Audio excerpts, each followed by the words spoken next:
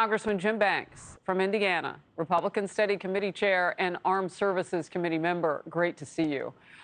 First of all, your top line thoughts on where we actually are going now that the truth, drip, drip, drip, is coming out about what's in this bill.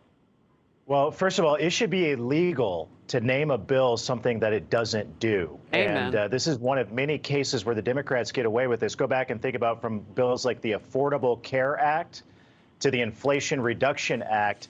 This is misleading to the American people. And there should be a rule in Congress that makes it against the rules of the House or the Senate to do what the Democrats have done this time again. So I'll tell you one thing that I did do. I introduced a bill in Congress with Senator Rick Scott that would require the CBO to measure the inflationary impact on all of the bills that we pass. The CBO tells us how much it will cost, but it doesn't measure inflation. And what happened was when I introduced it in the House, Senator Scott introduced it in the Senate, the Democrats shot it down. And now you know why. They don't want that to be measured by the CBO because they know that in cases like this, it will show that their bills actually make inflation worse. And the more you dig into this bill, the worse it is. It taxes natural gas, so it means that you're going to pay more for energy. It's going to kill energy jobs in America. And then on top of that, the 87,000 new IRS agents, Yes. Notre Dame's football stadium couldn't hold 87,000 new IRS agents, and they're coming after working class Americans. $20 billion in new taxes on them, and IRS agents are coming after people who make who work hourly wages, make a good living. And that's what the Democrats support. So the more you learn about it, the more reason there is to be very cautious and wary of what the Democrats have put forward in this case. Look, I have read that you have an MBA, so I know you can really tear these numbers apart. The part that really caught me, though, is just what you said about the bill that you introduced, to hold everybody accountable on inflationary impacts with their new laws. The CBO basically got left out of this conversation from the beginning because they passed it so quickly that Americans, the public, didn't get a chance to see what the CBO was saying about it.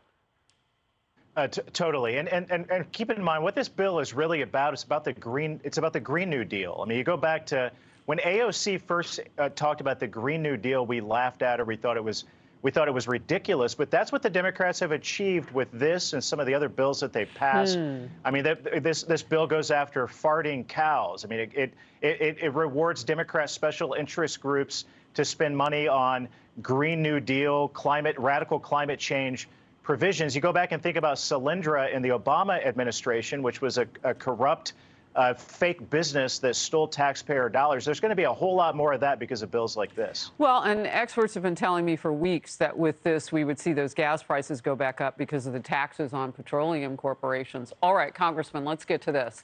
It's the latest round of spending coming after billions of dollars were stolen from previous spending packages.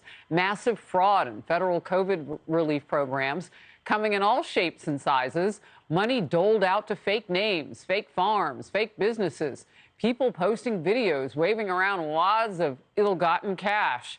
The DOJ Inspector General sounded the alarm in the spring. I think people made a conscious decision. We're going to get the money out, and if there's fraud, you'll chase it later. And that's just not an acceptable model. So I can't rule out that the fraud could be not only in the tens of billions, but maybe, as some have estimated, upwards of $100 billion. A New York Times headline calls the fraud a, quote, tidal wave and says prosecutors are struggling to keep up. It's too bad the president signed 2 bills this month with the goal of trying to recoup some of your tax dollars. Let's watch.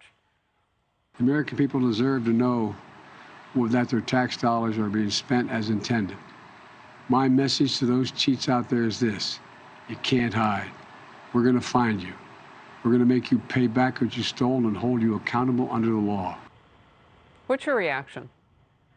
Well, remember when they introduced this bill, we tried in the House, Republicans in the House and the Senate, try to put provisions in this bill to say that the 87,000 new IRS agents and the money going toward spending on boosting the IRS wouldn't go toward attacking working class families, and instead would go, I mean, that would ensure that if we are going to hire that many IRS agents, they would go after waste, fraud, and abuse. But the Democrats shot that down, too. So that tells you that they don't care at all about the wasteful and fraudulent use of taxpayer dollars.